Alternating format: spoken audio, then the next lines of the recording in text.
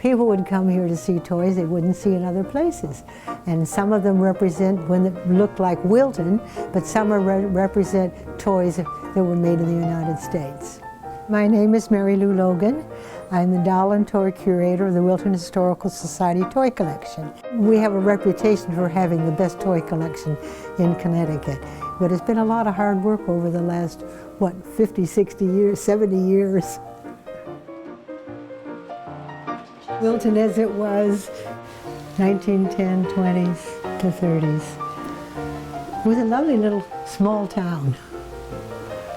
It's gotten a little larger over the years. You see the names of the shops. There's Orham's Diner. These are all sort of looking like Wilton looked a long time ago.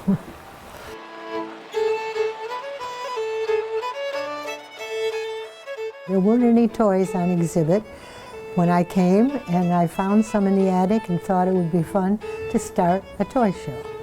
So I went to the attic and brought those down and had a small spot in the Fitch house, brought some of my own toys down to fill it out and had a Christmas exhibit. The most interesting thing about the beginning of toys are the handmade. They were very crude toys because toys were not commercially made in America until after the Civil War. And the toys you see in some of the cases, I have some rag dolls, which were homemade, and the hoop, the stick and hoop, which the boys played with, whistles, which were homemade, and that was sort of the beginning. I have a dried apple. In one of the cases, I have a dried apple doll, which was one of the ones I found. There were not a lot of toy manufacturers in America, and so a lot of things were homemade. That's a peg, what they call a peg wooden. This is a lovely old doll. She's papier-mâché and dressed appropriately for the period of about 1840. And there were very few commercial. Germany and England and France made the first. And then we imported dolls from England, which were the China dolls, wax dolls. And then from France, the beautiful fashion dolls. And they used those, they weren't really dolls, they were used for showing off the gorgeous costumes in their windows. And then, of course, they became collector dolls, and that's where the French fashion dolls came from. Some of these beautiful China dolls, you wonder how they lasted so long. The reason they lasted so long is because they were called Sunday dolls, and they were given, you see photographs and daguerreotypes of children holding dolls. Well, that's why some of them didn't get broken. They were allowed to hold them on Sunday, so they were called Sunday toys.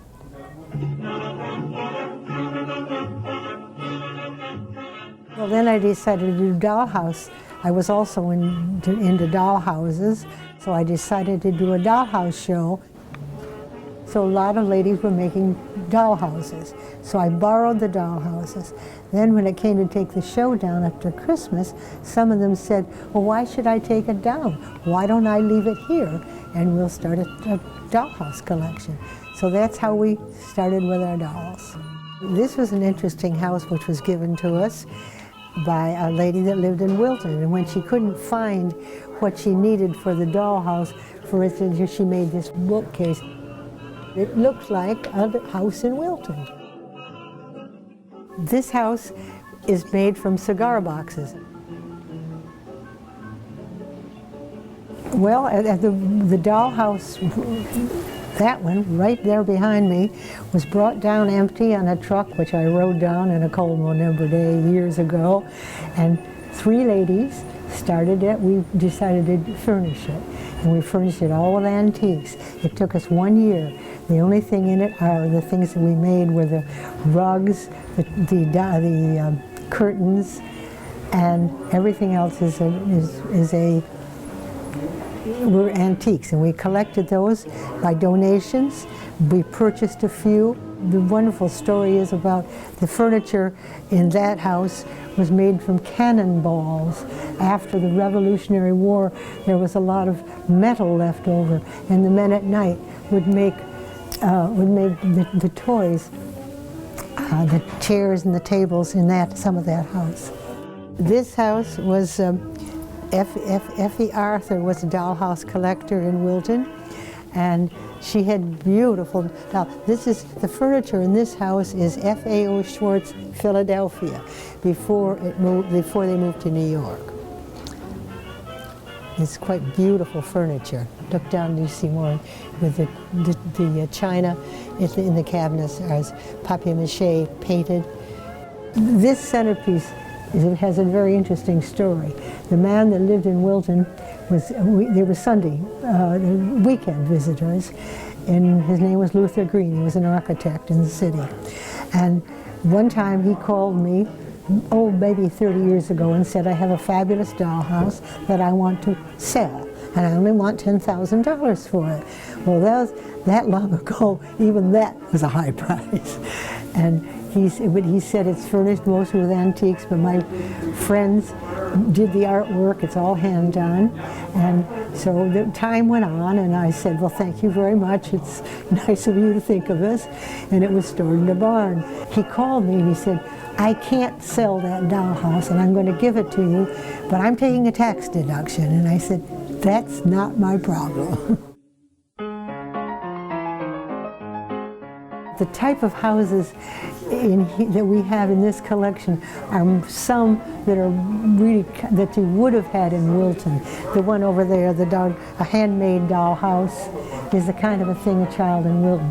They didn't have the elaborate ones like the Luther greenhouse. That was not Wilton. That's why we have a barn. For the reason we have a barn is that all houses in Wilton had barns because they were all farmers. Little boys didn't have much to play with when they were growing up, and the thing is, animals appealed to them because they lived on farms, and especially in Wilton. And horses, of course, have always been a big part of toys. They're beautiful. They're papier-mâché. The two over the dapples are English. The one in the middle is French, and so is the cow. And they're on wheels. That's what was interesting with the Steiff toys. The larger toys you'll see over there have wheels, and they can drag them around, or they could try to ride the horses. Steiff is German, and someone gave us our first Steiff animals and some puppets. And I got interested in Steiff just because I love animals. So we went to an auction for the giraffe, and we knew the giraffe was coming up for auction. It had been in storage for 5 years because it was a frontispiece for a toy store in Fairfield, and came up for auction with a reserve which we couldn't meet. So at the end of the day, they called us back and said, okay, make me an offer. So we did purchase it, but we purchased it for a very good price. But this is an interesting toy because when I was a little girl in Michigan, we had our milk delivered by wagon. A horse and wagon. They used to come by at 4:30 in the morning, ringing bells and deliver milk. When a lady brought this to it, she said, I'm sure you won't want it. And I said, oh yes, we do want it.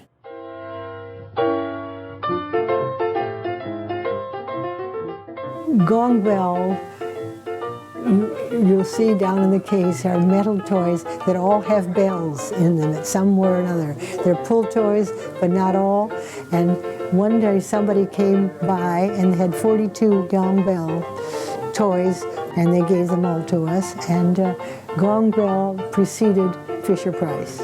Fisher-Price bought them, and now the toys today, all the plastic toys, which will never live to be in these collections. When I was a little girl, I had one brother, and we used to play out, play with all that. I was in a neighborhood of boys, so we played out there. And then I'd come home about 4 o'clock and sit down and have tea with my teddy bears and my dolls. I've always loved my toys.